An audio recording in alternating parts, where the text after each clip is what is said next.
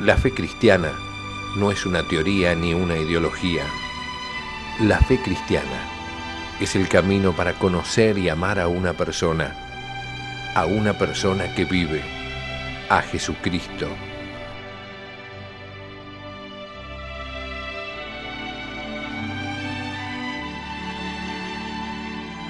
La fe cristiana, un curso del Instituto de Formación Teológica por Internet que quiere ayudarte a crecer en el amor a Jesús, nuestro Señor.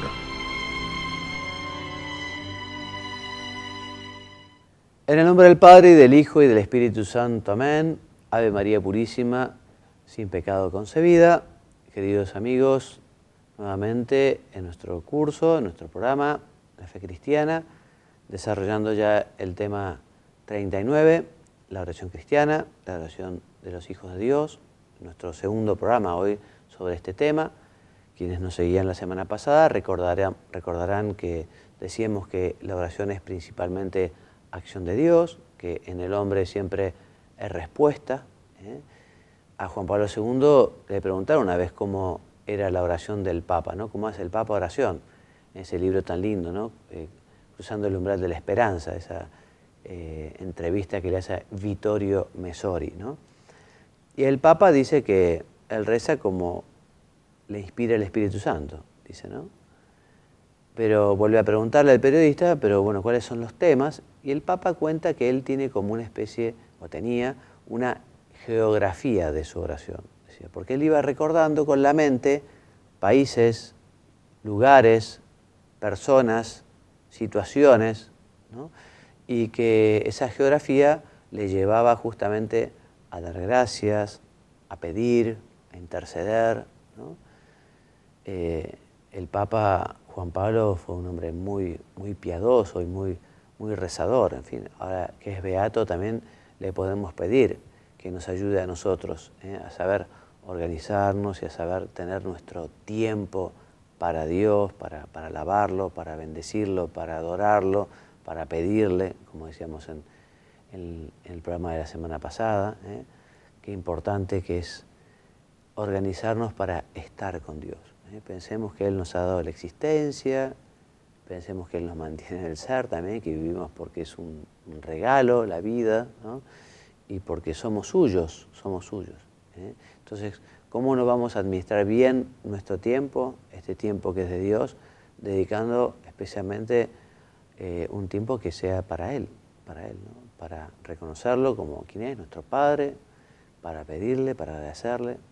Así que, en fin, continuamos entonces con este punto número 3 del tema 39, que se llama expresiones o formas de oración.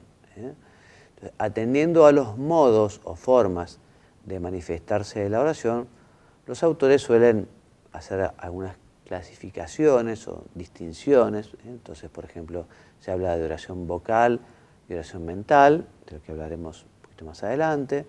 Se habla de la oración pública, ¿no? Y la oración privada, personal. La oración cuando es predominantemente intelectual o reflexiva, discursiva, en cambio de una oración más afectiva del corazón, que se deja llevar. Una oración reglada, siguiendo unas ciertas pautas, un cierto orden, ciertos parámetros, o una oración más espontánea. En fin, hay muchas maneras como de clasificar la oración, ¿no? También los autores intentan esbozar una graduación en la intensidad de la oración, ¿no? Como en la profundidad o en la cercanía, digamos, del hombre con Dios, hablando de una oración mental, una oración afectiva, una oración de quietud, contemplación, una oración unitiva. Bueno, el catecismo distingue, digamos, 3 maneras, ¿no? Que es la oración vocal, la meditación o la reflexión, el discurso, el pensamiento, ¿no? Y la oración de contemplación. Estas 3, digamos, se caracterizan por ser oraciones del corazón, porque también la oración vocal tiene que pasar por el corazón. Ya lo veremos con palabras de Santa Teresa de Jesús, ¿no? O sea, esta actitud vigilante para conservar la palabra y permanecer en la presencia de Dios hace que todas ellas, todos estos tiempos fuertes, de la vida se conviertan en oración. No sé si lo leí bien, pero importante que meditemos, importante que manifestemos también oralmente con nuestra boca la alabanza, la acción de gracias y la petición, y ya veremos también lo que es la contemplación. Un análisis del texto evidencia por lo demás que el catecismo, al emplear esa terminología, no hace referencia a 3 grados de la vida de oración, sino más bien a 2 vías de oración, que son la oración vocal y la meditación, que es como, de hecho, lo vamos a tratar ahora a continuación. Entonces, ¿qué es oración vocal? Entonces, la palabra lo dice, ¿no? La que se dice con la boca, la que se dice con la palabra. Pero evidentemente siempre la palabra va acompañada del recogimiento del corazón, ¿no? Entonces, por una parte, uno dialoga con el Señor, diciendo en voz alta aquellas oraciones, que también pasa por el corazón. Por eso dice el autor de esta obra que más conveniente sería llamar a la oración, a ver si lo encuentro por aquí, más que oración vocal, una oración que se expresa con algunas fórmulas, ¿no? Que nos han enseñado. Por ejemplo, el Padre Nuestro nos lo enseñó nada más ni nada menos que Jesucristo.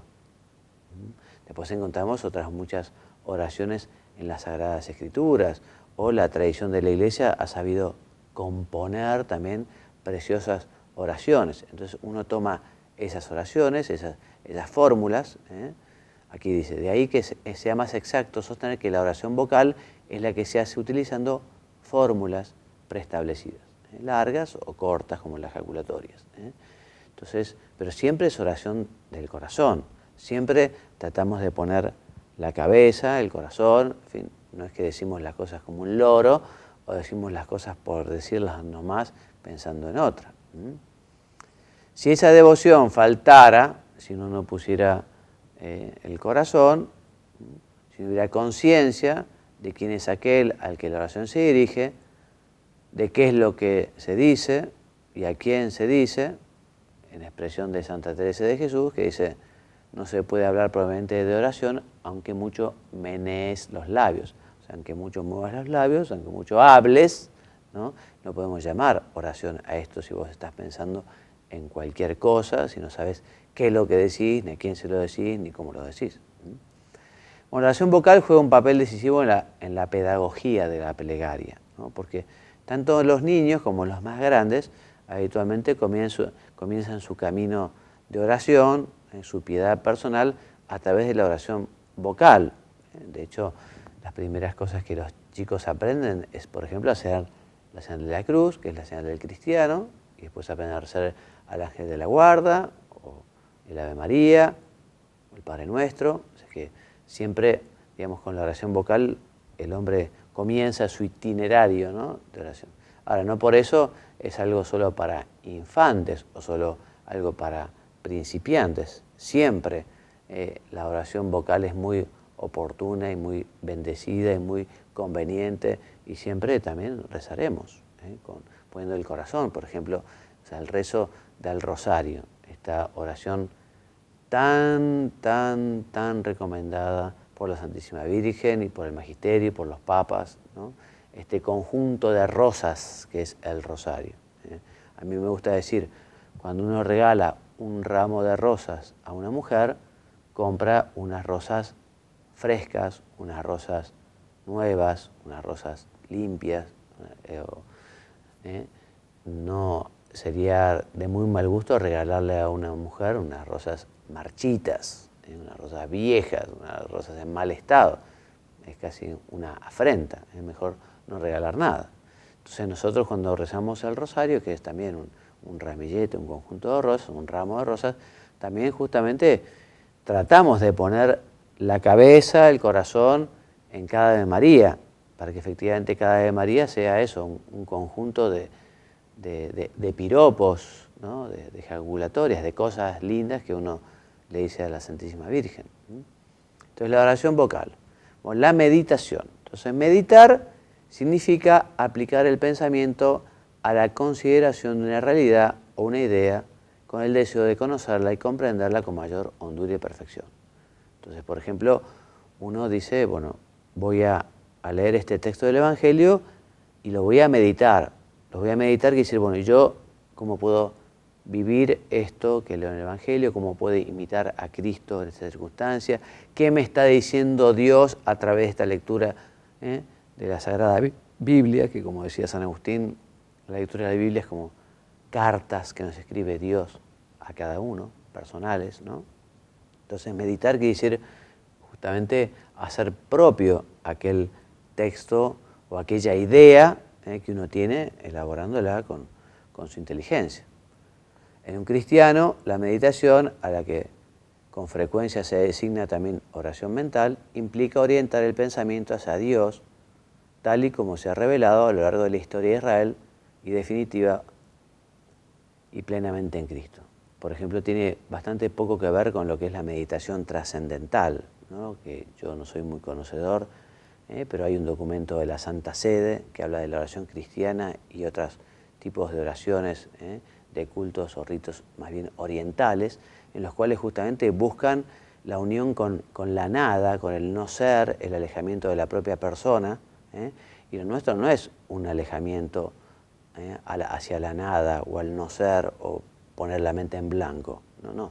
Nuestra meditación es unirnos a Dios con la cabeza, pensando justamente algunos temas que tienen que ver con Él, con su voluntad, o temas que tienen que ver con nuestra vida, justamente orientada hacia el Señor. Esa es la meditación cristiana, no tiene nada que ver con la meditación trascendental. La meditación puede desarrollarse de forma espontánea, o sea, en muchos momentos del día podemos justamente elevar la mente y el corazón a Dios para dar gracias, para pensar. Muchos acontecimientos de la realidad cotidiana nos lleva justamente a pensar y a meditar. También uno puede dedicar un tiempo especial a la meditación, en una acción litúrgica o si no, en un rato de meditación, ya digo, en la habitación, en el jardín, en el living de la casa o frente a Jesús en el sagrario, ¿no? Como está esta foto aquí, vemos dos personas arrodilladas frente a Jesús que está en la custodia, allí Jesús sacramentado, ¿no? Siempre entonces la oración, volvemos a repetir, implica esfuerzo, ¿no? El deseo de profundizar en el conocimiento de Dios, de conocer y amar su voluntad, el deseo de mejorar en nuestra propia vida cristiana. Y en este sentido puede afirmarse que la meditación es sobre todo una búsqueda, ¿no? Una búsqueda. Como dice muy bien aquí el Catecismo, no se trata de buscar algo, sino de buscar a alguien, que es buscar a Cristo en la oración. Que además el Señor no se esconde. Quien busca a Cristo encuentra a Cristo, ¿no? Y quien encuentra a Cristo se enamora de Cristo, porque encontrándolo, justamente uno lo que hace es descubrir el amor que Él nos tiene, Y justamente el amor de Dios es lo que nos lleva a enamorarnos de Él, es nuestra respuesta. Entonces, lo que tiende la meditación cristiana no es ni primariamente a comprender algo, en última instancia a entender el modo de proceder y de manifestarse de Dios, sino a encontrarse con Él, y encontrándolo, identificarse con su voluntad y unirse a Él. Entonces hemos hablado oración vocal, meditación y oración contemplativa a continuación, que es el desarrollo de la experiencia cristiana, y en ella y con ella, el de la oración, conducen a una comunicación entre el creyente y Dios cada vez más continuada, cada vez más personal, cada vez más íntima, cada vez más profunda. En ese horizonte se sitúa la oración que califica el Catecismo de contemplativa, que es justamente fruto del crecimiento en la vivencia de la virtud teologal, de la fe y de la caridad, ¿no? En consecuencia, ese trato con Él se hace cada vez más directo, más familiar, más confiado, incluso más allá de las palabras y del pensamiento, ¿no? O sea, se llega a un momento de intimidad tal como pueden estar contemplándose dos personas que se quieren. A mí me ayudó mucho a entender la oración contemplativa, algo que me pasó cuando era estudiante de Derecho y estaba cursando una de mis últimas materias, estaba haciendo Derecho Comercial, quiebras, ¿no? Estudiaba con un amigo, estudiábamos juntos, muchas horas al día, y a mi amigo le gustaba mucho que viniera a visitarlo la novia, que venía cerca de las 5 de la tarde. Y no es que se pusieran a conversar, porque él seguía estudiando conmigo, ¿no? La novia venía, se hacía un café, sentaba allí, hojeaba una revista, leía el diario, ¿no? Pero mi amigo se quedaba muy agradecido y muy contento justamente porque sabía que ella estaba allí, ¿no? Estaba allí. No había un diálogo en ese sentido, pero sí que había comunicación, en el sentido que ella estaba, ¿no? Ella estaba y él estaba muy feliz de que ella estuviera allá, ¿no? Entonces, a veces esa es la oración, ¿no? El estar frente al Señor de esta manera, sabiendo lo mucho que nos quiere, lo mucho que nos ha dado, sabiendo que somos suyos, sabiendo que todo lo que hemos podido hacer ha sido gracias a su amor, en fin, esa oración de contemplación, esa oración, esa comunicación también entre marido y mujer, que no hace falta palabras, que con una mirada se dicen todo, ¿no? Bueno, por allí va la oración de contemplación. ¿Y qué es esta oración? Se pregunta el catecismo y responde con palabras de Santa Teresa de Jesús, que dice, no es otra cosa sino tratar de amistad, estando muchas veces tratando a solas con quien sabemos que nos ama. O sea que la oración de contemplación es justamente estar con alguien que uno ama, estar con Dios, ¿no? Estar con Dios que es Padre, Hijo y Espíritu Santo. Entonces la expresión oración contemplativa, tal y como la emplea el Catecismo y otros muchos escritos anteriores y posteriores, remite pues a lo que cabe calificar como el ápice de la contemplación, es decir, el momento en el que por acción de la gracia el espíritu es conducido hasta el umbral de lo divino, trascendiendo toda otra realidad. Pero también, y más ampliamente, a un crecimiento vivo y sentido de la presencia de Dios y del deseo de una profunda comunión con Él. O sea que nos sentimos y nos sabemos amados por Dios, y justamente estamos compartiendo con Dios ese conocimiento y ese amor, a veces frente al sagrario, o ya digo, en cualquier lugar, estando con Él. Y ello sea en los tiempos dedicados especialmente a la oración, sea en el conjunto del existir. La oración está, en suma, llamada a envolver la entera persona, nuestra inteligencia, nuestra voluntad, nuestros sentimientos, o sea que la oración debería empapar toda nuestra existencia, todo nuestro actuar, todo nuestro decir. Respecto de las condiciones y características de la oración, ¿no? Entonces, una primera característica, lo hemos dicho, es que siempre es oración del corazón. Siempre es oración del corazón, es algo afectivo, y por eso, digamos, ese recogimiento lo que lleva también es a tratar de luchar contra las distracciones, ¿no? En el diálogo con el Señor, en la conversación, en la meditación, en la oración vocal, ¿no? Como dejar de lado aquellas cosas que nos distraen, como también es de mala educación si uno está hablando con otro, ¿no? Que el otro esté, no sé, contestando un mensaje del teléfono, o mientras hablamos con él, contestando un correo electrónico en la computadora. O sea, uno lo que exige, y lógicamente, es, bueno, si estás hablando conmigo, dame bolilla a mí, no estés con el teléfono, no estés con la computadora, ¿no? Entonces, cuando hacemos oración, es lógico que si estamos hablando con el Señor, nos dediquemos a Él y no estemos trabajando o haciendo otra cosa. Eso no quita, te lo decía también en el programa pasado, que uno pueda convertir también esas distracciones en oración a veces, ¿no? O sea, porque los temas que nos vienen a la cabeza habitualmente son los temas que nos preocupan. Entonces, puede ser que esos temas nos podemos llevarlos a la oración para pedirle al Señor, ayúdame en este tema, me preocupa esta cuestión, este tema de esta enfermedad, de este familiar, o este problema económico, o lo que sea, o esta responsabilidad que tengo, este plazo que tengo que cumplir y que no tengo tiempo. Bueno, esos temas también pueden ser motivo de oración. Bueno, otra característica, digamos, de la oración es que la nuestra es una oración llena de confianza y llena de amor. No es que nosotros hacemos oración como, no sé, el que paga un impuesto, porque si no pagamos el impuesto nos llega una multa, ¿no? Y si nos llega una multa, además puede ser después una sanción mucho mayor. Entonces, por temor, yo tengo una... No, nosotros lo hacemos por confianza y por amor. Y le pedimos también al Señor su ayuda y su favor en algunas cuestiones, pero también a veces le decimos, bueno, que se haga tu voluntad, si esto realmente es bueno para mi alma, si esto me conviene a mí, que se haga tu voluntad. Eso lo decimos con total confianza al Señor.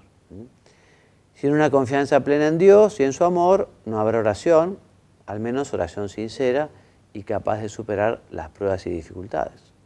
Porque también efectivamente en la vida del cristiano muchas veces se presentan esas dificultades, esas cruces, esos problemas, ¿no? Y bueno, quizá esas cuestiones nos ayuden a hacer más oración, ¿no? Porque a veces el hombre, justamente cuando la vida se hace cuesta arriba, cuando uno se ha metido en una tormenta y el cielo se pone negro por los problemas, bueno, a veces hay muchas personas que solo acuden a Dios en esos momentos. Bueno, igual es muy bueno que acudan en esos momentos, peor sería que no acuden ni siquiera en esos momentos, ¿no? Pero bueno, lógicamente cuando algunos dicen, bueno, esto está ahora solamente en las manos de Dios, ¿no? Todo está y siempre en las manos de Dios, ¿no? Pero a veces queremos decir con ello que, bueno, que ya yo no puedo hacer nada. Ya hice todo lo posible por esta cuestión, pero es solo Dios el que puede intervenir, cambiarlo, modificarlo, en fin. Entonces, esta oración de diálogo a veces brota fácilmente, no siempre, pocas veces, ¿no? Pero bueno, a veces brota fácilmente, a veces está lleno de consuelo, llena de alegría, uno tiene ganas de rezar, a veces, en cambio, que es lo más frecuente, cuesta rezar, cuesta poner la cabeza, cuesta ponerse en la presencia de Dios, cuesta incluso quedarse quieto y sentarse, ¿no? Uno a veces está tan acelerado y lleva tanto ritmo que a uno le cuesta parar un momento, ¿no? Entonces, bueno, pero es importante que hagamos ese esfuerzo, ese sacrificio. A veces la oración puede ser más difícil, a veces incluso el mismo Dios permite que las almas pasen por un tiempo de desierto espiritual, ¿no? O sea, que sientan una sequedad, que les cuesta, que no tiene ganas, que no les es grato, que como que uno tira un balde en un aljibe, ¿no? Y en vez de sacar agua allí nomás, resulta que está muy profundo y muy hondo y uno tiene que hacer un gran esfuerzo, ¿no? Bueno, a veces Dios permite que en las personas pasen por estas temporadas para probarlos en la fe, ¿no? Y habitualmente estas pruebas después, digamos, tienen también su recompensa, ¿no? O sea que Dios prueba en la fe y después dice, bueno, grande es tu fe, ¿no? Y que has sido fiel, y has rezado aún que no tenías ganas, aún que no tenías tiempo, aún que estabas muy seco, aún que estaba muy árido, aunque difícil, ¿no? Bien. Por eso, otra característica que tiene que tener la oración es la perseverancia. O sea, no solo rezamos cuando tenemos ganas, rezamos siempre, ¿no? Un día y otro, y otro, y otro, y otro. Estemos con ganas, estemos sin ganas, haga frío, haga calor, tengamos mucho trabajo, tengamos poco trabajo, tengamos mucho tiempo, tengamos poco tiempo. La perseverancia en la oración es importante, tanto como que sea continua, como también a veces en la petición. Cuando pedimos algo, a veces Dios no lo da inmediatamente. Dios quiere que manifestemos nuestra fe en la perseverancia en la petición. Esto quiere decir que, bueno, que pidamos una vez y otra vez y otra vez hasta que justamente nos diga, bueno, grande es tu fe, ¿no? Como aquella mujer cananea, ¿te acordás? Que va a buscar a Jesús porque tenía a su hija que sufría y el ataque de un demonio y insistió, los apóstoles la apartaron, Jesús le dice no está bien dar la comida de los hijos a los perros. Bueno, al final, ¿qué dice Jesús? Bueno, grande es tu fe, ¿no? Grande es tu fe, que sea, ¿no? Eso es lo que quería el Señor, estaba probando. Entonces la razón de la oración no es la obtención de beneficios, ni de satisfacciones, sino fundamentalmente adorar y alabar a Dios, ¿no? Como cuando uno va a misa. Bueno, es que yo voy a misa cuando lo siento. Bueno, puede ser que alguna vez sientas ganas, pero fundamentalmente vos a misa vas a adorar a Dios, a alabar a Dios, a manifestarle con tu presencia que Él es tu Padre y que le obedeces también con esta petición que Él nos ha hecho, de santificar la fiesta, ¿no? Por eso la oración no es solo una búsqueda del propio gusto, sino que fundamentalmente es honrar a Dios. Lo decíamos en el programa pasado, nuestra oración es trinitaria, porque tratamos al Padre, tratamos al Hijo, tratamos al Espíritu Santo, a cada una de las tres divinas personas. El cristiano que vive de fe se sabe invitado a tratar también a los ángeles y a los santos y a Santa María, evidentemente de un modo especial a Cristo, ¿no? El Verbo encarnado. Y siguiendo ese camino a reconocer la realidad de Dios Padre y su infinito amor y a entrar cada vez más hondamente en un trato confiado en Él. La oración cristiana es por eso y de modo eminente una oración filial, la oración de un hijo a su padre, que le pide. Y además es bueno que sea de un infante, de un niño. O sea, nosotros somos hijos, sino que hay hijos pequeños que necesitan de su padre.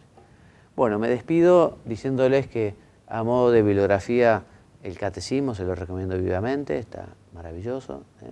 Y después algunas lecturas complementarias como unas homilías de San José María o itinerarios de vida cristiana de Javier Echeverría o de José Luis Illanes, quien ha hecho este apunte, ese resumen, Tratado de Teología Espiritual, o de Manuel Belda, Guiados por el Espíritu de Dios.